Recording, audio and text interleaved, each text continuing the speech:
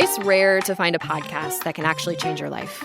But when the show's called Life Kit, that's kind of the whole point. I'm Mariel Segarra. 3 times a week on the Life Kit podcast, we guide you through a topic we could all use help with, from personal development to healthy living to managing your dinero, with takeaways so you can start living what you learn right away. Escucha el Life Kit podcast from NPR. Thrifting is as much a part of Seattle's DNA as flannel shirts and Gore-Tex jackets. From the grunge aesthetic of the 90s to Macklemore's fur coat in the 2000s. Hey, Macklemore, can we go thrift shopping? Thrifting has long been the kind of eco-friendly, quirky thing that speaks to Seattleites. So much so that we have the biggest Goodwill in the world. But before thrifting was cool, buying secondhand was an economic survival strategy for people who couldn't pay full price on back-to-school clothes or home appliances.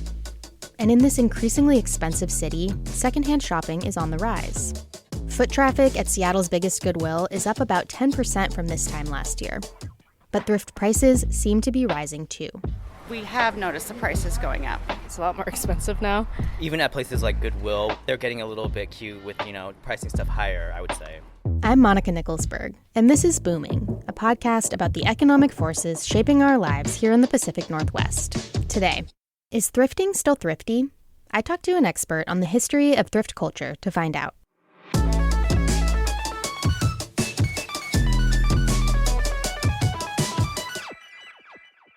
I met Miranda at my favorite thrift store to dig for buried treasure. Hey, do you think I can get away with a hang-in-there baby halter top? I don't think anybody can get away with a hang-in-there baby halter top. Dr. Jennifer Lizotte is a professor of history and material culture at the University of North Carolina, Wilmington, and she wrote the book, From Goodwill to Grunge, A History of Secondhand Styles and Alternative Economies. Hi, Jennifer. Thanks for being here. Hi. Thank you for having me. I am happy to have you, happy to have this conversation about one of my favorite topics. So to start, I'm wondering if there's anything you can tell me about what's unique about Seattle's thrifting identity. Well, I would say that Seattle's distinction really emerged surrounding the grunge movement in the late 1980s and 1990s. There are a lot of what we would recognize as modern present-day motivations for secondhand shopping, but the modes are very different. There's no internet. There's no eBay. There's no looking up the prices or the brands on your phone to see what you've got. So it was more of it felt like a countercultural aesthetic that you could add to and make up as you went along. And also very much defined and identified as a musical affiliation. And I don't just mean Nirvana or grunge, but there was a whole subset of personas among young people that were self-identified by wearing visibly secondhand clothing, right? Whether that was laddered tights or just perfectly out-of-date early 80s clothing when it was the early 90s, right? Not old enough to be cool again yet, just kind of obviously sucks. So I think this was the first time that you saw like a very pronounced ugly aesthetic become so broadly accepted and mainstream and culturally niche and valued. I love that. So similar to today, I feel like. I think that it's recurred. And I mean, one way in which I see that Seattle has been essential in crafting a secondhand aesthetic that does come from the 80s and the 90s has to do with the weather there. Seattle, it does rain so much and you really do have to layer. So I think the sort of flannel shirt over an outdated band shirt over a, cross-gendered button-up shirt kind of look that, Kurt Cobain was frankly excellent at crafting is related somewhat to the niche weather in the Pacific Northwest. You tie a flannel around your waist in case it rains later. Totally. It's smart. Seattle has the biggest Goodwill in the world, and foot traffic there is up about 10% from this time last year. Why do you think that is? Well, I think that there are these perennial swells of interest in thrift shopping that have been recurrent since at least the 1950s, but we see little veins of it even as early as the 1920s. So what happens is a lot of this is related to cultural, political, and economic changes. I always say that fashion and clothing and consumerism really connects to every single part of historical interaction, political, military, everything. So right now, we definitely see younger generations disidentifying with mainstream politics and global economic trends. And of course, this is coupled with anxiety about rising costs, rising prices, and declining interest in environmental awareness. Along with increased foot traffic, we also heard from Goodwill that there's a sharp uptick in homeware and small appliances like crock pots. Is that a sign of where the economy is right now? As I'm not a contemporary economist, I can't really say, but I can reflect back to other economic crises that I've studied from the 1930s to the 1970s. And you certainly see a rise in demand when there are economic crises or recessions, depressions, or even whisperings of that, right? It makes sense that people would decide to hunker down. And it's interesting if there's a rise in the purchase of secondhand small appliances that also indicate increasing domesticity, because those trends are pretty consistent with the past. I mean, it does make a sort of intuitive sense that if you're looking for recession indicators, an increase in thrifting, especially among home appliances, might be a good place to start. I've heard a lot of complaints lately that thrifting has gotten really expensive. I've experienced this personally. Like, you'll see a cast iron pan that used to be $5 is now $30. Or I was really excited to find this vintage leather Levi's jacket at Goodwill. But when I looked at the price tag, it wasn't as cheap as I was expecting. Has that happened to you? Totally. I've seen this trend from the 90s on, right? Well, I was a original grunge girl and loved to thrift shop in my small little hometown in Florida. Everything in the store was 10 cents each item. So you're not going to find that anymore. And part of that just has to do with supply and demand, right? Demand goes up, the cost is going to go up, right? So there are more and more people consistently, at least from the 1990s to the present, with some ups and downs, recognizing the value of used goods in the general population. And as that value goes up and as there's more competition for high quality goods, like clothing that isn't fast fashion, right? Clothing that is made to last more and has cultural attractiveness in its aesthetic or its decade of origin. The people running Goodwills and Salvation Armies and other consignment shops are way more aware and have invested the resources in categorizing their goods, right? When I was growing up, you went to a Salvation Army or Goodwill, everything was the same, right? There is no kind of strict categorization. It was a bit of a free-for-all. But as more and more shoppers were willing to invest more and more time and money, you started to see large thrift stores consolidating their goods and then dividing it up based on markets, right? So targeting their markets, like this pile of clothing is going to appeal more to collegiate students, so we're going to send them to our Goodwill that's over there.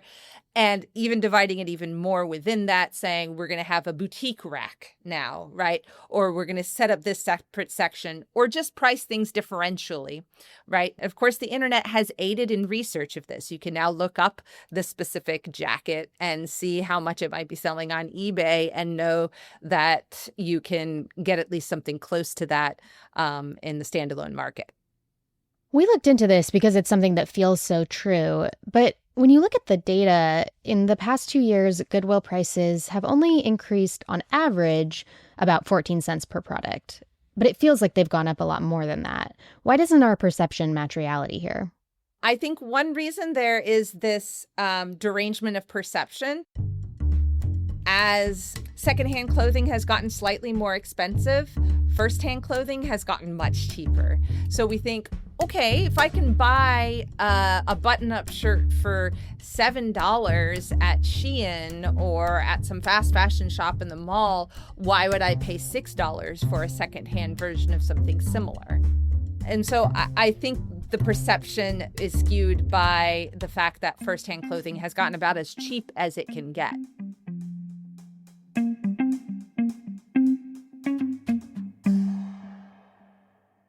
You know, historically, Thrifting has been this cheaper, more environmentally friendly way to shop for clothes and furniture and kitchen appliances. Given everything we've been talking about, is that still true? I am not sure that it was ever as true as we like to feel that it was, because if you're talking about shopping for clothes, for example, fashion is a form of communication. So if you buy something secondhand, you're still sporting that brand. You are still advertising novelty in everyday wear, right? So if you are a collegiate who has a limited budget and says, I'm going to make the most of it and buy secondhand and be creative so that I can wear a new outfit every day of the month, you are still supporting mass consumption visually, right? You're still saying, yeah, it's tacky to wear the same thing 3 times in a row, right? It's factual that the average number of articles of clothing that Americans own has multiplied exponentially from the beginning of the 20th century to the present. More effective way to leverage secondhand options would be to be every bit as selective as you might be about firsthand. To examine, for example, the materials of the clothing that you're buying, right? Because a lot of clothing has microplastics that are released into the environment when you wash them. Secondhand clothing still has those microplastics. They don't go away just because the original owner donated them to Goodwill. So I think that it's important for secondhand shoppers to be every bit as mindful of the values that propelled them into that market when they are in the thrift stores. And I don't think this ruins the excitement. I think it actually matures it, right? It means that you have a list of things that you are looking for in your clothing. It doesn't have to limit your creativity. It just makes the hunt perhaps a little bit harder.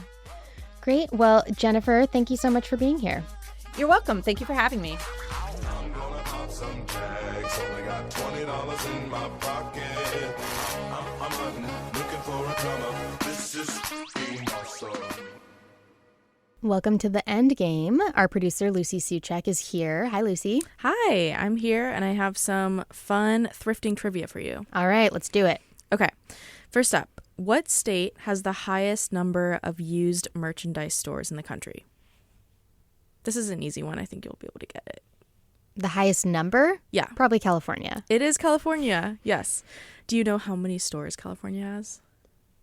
Between 1,000 and 2,000? Exactly. 1,809 stores. Crushing it. Yeah. Not a surprise. California is like thrifting central. Yes, it's where I'm from and where the love of thrifting was born in me. I used to go to the Rose Bowl flea market once a month with my friends in high school, and I found many treasures there. Nice. Okay, number 2. What percentage of clothing and apparel items purchased in the U.S. over the past year were secondhand? This is a very approximate percentage. 23%. About 1/3. Wow. Yeah. Wow, you are killing it. Honestly, it's a little bit bigger than I thought. Well, with the increase in online thrifting, that's kind of what I was thinking. Like, a lot of people are going to Depop or using online services both to sell and to buy stuff. Yeah, that's very true. Okay, last question. This goes a little bit more to the environmental side of fast fashion. How much water does it take to make a pair of jeans on average? Oh, I have heard this statistic before. I wish that I could remember it. I want to say it's like 1,000 gallons. Oh my God. Is that right? You are right. If there's one thing I know, it's thrifting. Wow. Yeah. It's 1,000 gallons, the same as about 3,781 liters of water. Wow. You know, if we were living in the pre-fast fashion times when people would like buy a pair of quality denim jeans and keep them for 20 years, like I would say that that's kind of worth it, right? Yeah. Because it's something that you're going to have forever. But with the way that we consume clothing now, it does not seem worth it. Totally. Well, thank you. Thanks for that. Short and sweet. That's it for Booming. Thank you for listening. If you have a question about the economy that you want us to answer, email us at booming@kuow.org. Also, special thanks to those of you who are donating to the show. We couldn't do it without you. If you want to donate, go to kuow.org/booming, and thanks. Our producers are Lucy Suchek and Alec Cowan. Our editor is Carol Smith.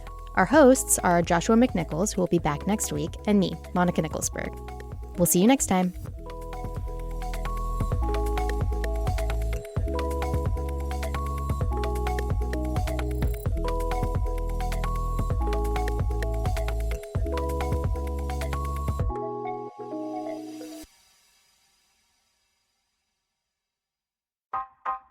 Hey, I'm Ton Vin, host of Seattle Eats, a food podcast from the Seattleites and KUOW. There's something about eating a Seattle dog with a beer at the baseball game that just can't be replicated in February. On the latest episode of Seattle Eats, the bites of summer you should try as soon as possible. Listen to Seattle Eats on the KUOW app or wherever you get your podcasts.